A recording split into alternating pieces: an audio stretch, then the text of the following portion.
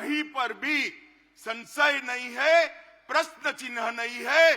देश ने तय किया है कि मोदी जी फिर से एक बार इस देश के प्रधानमंत्री बनेंगे। 75 साल में इस देश ने 17 लोकसभा के चुनाव देखे हैं, 22 सरकारें देखी हैं, 15 प्रधानमंत्री देखे हैं। कोई कहे कि इंडिया अलायंस क्या है, तो मैं इसकी एक ही व्याख्या करता हूं। जो अपनी पार्टी के अंदर डेमोक्रेसी नहीं स्थापित कर सकते, वो देश की डेमोक्रेसी की रक्षा नहीं कर सकते। मोदी जी के नेतृत्व में डेवलपमेंटल अलायंस है और दूसरी ओर राहुल जी के नेतृत्व में डायनेस्टिक अलायंस है।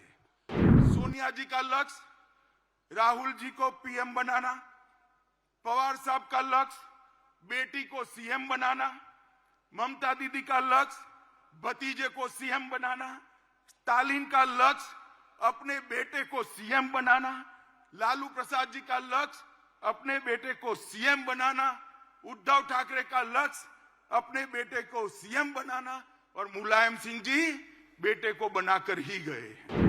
2047 का भारत कैसा होगा, इसका मोदी जी का संदेश लेकर हम हर कॉन्स्टिट्यूएंसी में जाएंगे और कुछ ही दिनों में देश की जनता ये निर्णय करने वाली है कि आने वाले 5 साल इस देश के शासन की धुरा किस पार्टी के हाथ में होगी, किस व्यक्ति के हाथ में होगी।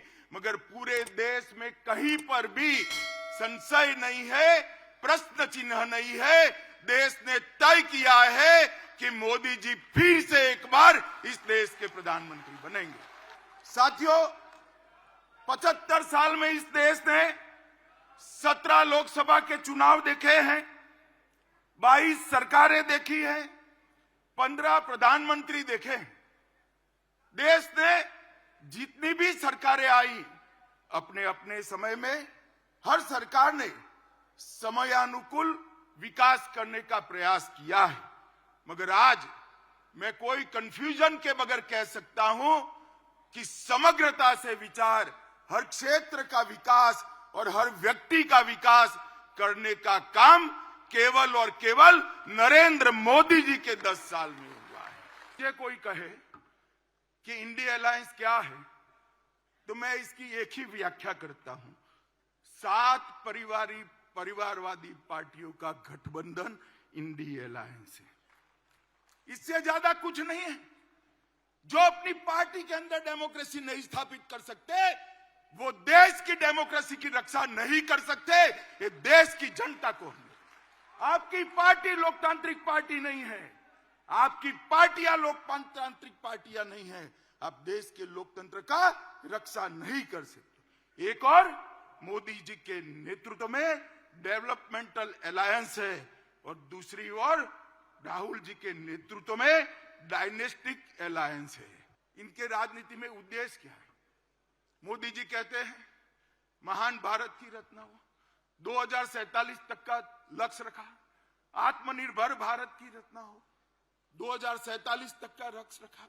सोनिया जी का लक्ष्य राहुल जी को पीएम बनाना, पवार साहब का लक्ष्य बेटी को सीएम बनाना, ममता दीदी का लक्ष्य भतीजे को सीएम बनाना, स्टालिन का लक्ष्य अपने बेटे को सीएम बनाना, लालू प्रसाद जी का लक्ष्य अपने बेटे को सीएम बनाना, उद्धव ठाकरे का लक्ष्य अपने बेटे को सीएम बनाना और मुलायम सिंह जी बेटे को बनाकर ही गए हैं। अब मुझे एक बात बताइए कार्यकर्ता भाइयों बहनों, जिनका लक्ष्य ही अपने बेटे बेटी भतीजों का कल्याण हो, वो गरीब का कल्याण कर सकता है क्या? कभी नहीं कर सकता। जिनका लक्ष्य ही अपने परिवार के लिए सत्ता हथियाना हो, वो देश का कल्याण कर सकता है क्या? कभी नहीं कर सकता। मित्रों, इस देश के अंदर 2G, 3G और 4G पार्टियां हैं। 2G से मतलब आप 2G घोटाले से नहीं है।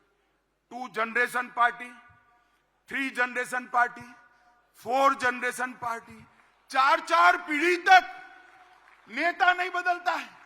4 पीढ़ी तक नेता नहीं बदलता है। क्यों भाई? देश के किसी युवा में कौवत नहीं है? वो आगे नहीं बढ़ सकता। ना जी, वो नहीं बढ़ सकता। थोड़ा आगे बढ़ गया तो उसका हस्र कर देंगे। कई सारे लोग ऐसे हस्र किए हुए हैं, भारतीय जनता पार्टी ज्वाइन कर आज लोकतंत्र की यात्रा में जुड़े हैं। तेजस्विता का, परफॉर्मेंस का, विचार का, परिश्रम का और दृष्टि का वहां कोई महत्व नहीं है। वहां केवल और केवल आप कहां जन्मे, इसका महत्व है।